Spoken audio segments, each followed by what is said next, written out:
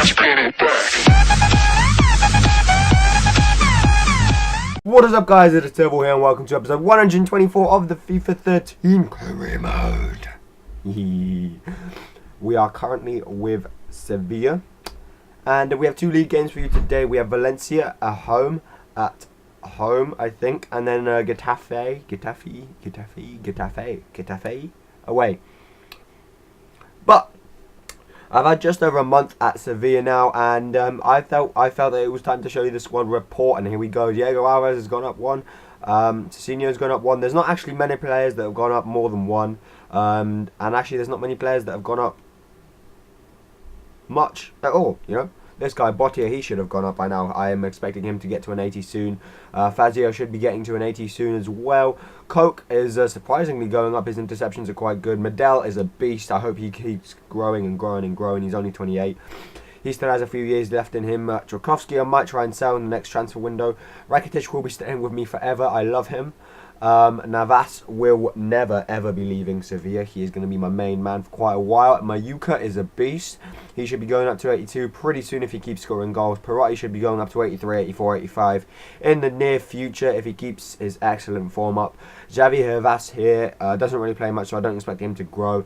This guy's a young player, so I expect him to grow a lot. Luna as well. When I play him, I expect him to grow. Ben Khalifa is the one who's grown the most since I've been here. He's valued at 13 million now with 82 overall. Cala is one of my second centre backs, so you know he doesn't play much. Lopez will be sold in the next transfer window. Negredo will be sold. I don't even bother showing you him. And then the rest of them just have improved a little bit. You know, Luis Alberto also gone up too, but he is very, very young. And I should be able to play him a lot more in the future if I sell Negredo. But here we go. Let's go.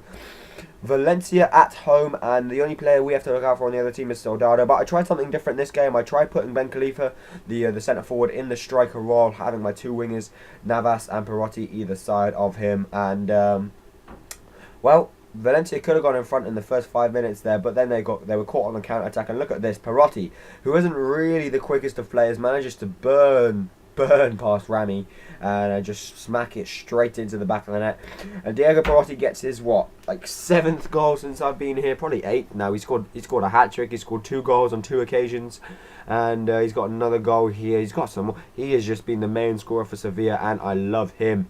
Rakitic, unfortunately, still not up to par with his free kicks, and maybe should take a few lessons from El Shaarawy, but yeah, well, that's not going to happen, is it? Navas here, working his way inside, giving it to Rakitic, who's going to turn and have a shot straight at the keeper, and he manages to palm it out for a corner.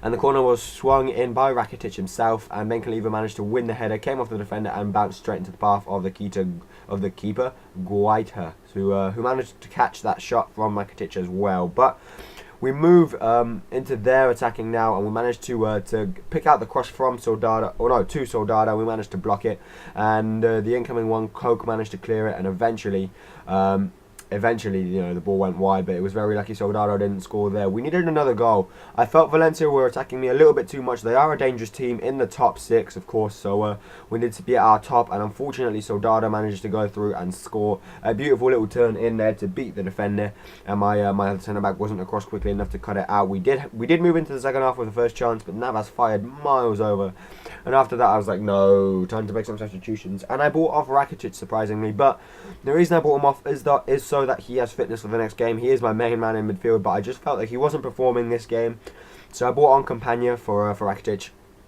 and it didn't really change the course of the game. However, we did have another ball into Perotti after I played the long ball through, and Perotti manages to cut inside a little bit like Soldado did and score his 2nd of the match with a 63rd minute goal, and he goes and celebrates in style by like clipping his heels together or whatever.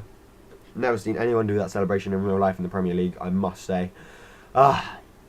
But yeah, we move on with 2-1 up now, and we have a very strong half an hour ahead of us. You know, we needed to get the ball on the floor and to play some football, and that's exactly what we did. Navas linking very well here with Ben Khalifa, and unfortunately Ben Khalifa could not win the header to just nod that over the top of the keeper, as I have done many times before at my Chelsea career mode team. But Navas here cutting aside, he crossed it into the middle for Ben Khalifa, who was still playing the full 90 minutes, and unfortunately Khalifa could not find the the back of the net with the header. I bought on Mayuka for Khalifa late on.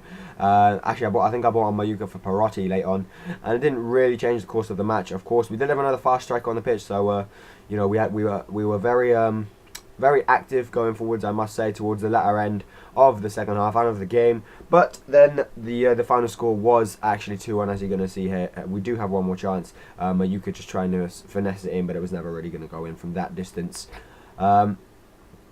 As you can see, though, we were dominating the game. We really were, and it was very much a second half performance from us. Even though we got our first goal in the first half, and 2 out of the 3 goals were in the first half, I enjoyed the second half more. So yeah, that was a very good win. And we move on to Getafe away, and they do not have anyone up front like Valencia did. You know, I don't really know any of their team. I still have to get to grips with all the Spanish teams, but I went for something a little bit different this time. I played Mayuka and Negredo as 2 out-and-out strikers. I played a 4-4-2, or I think I actually played a 4-3-1-2, maybe.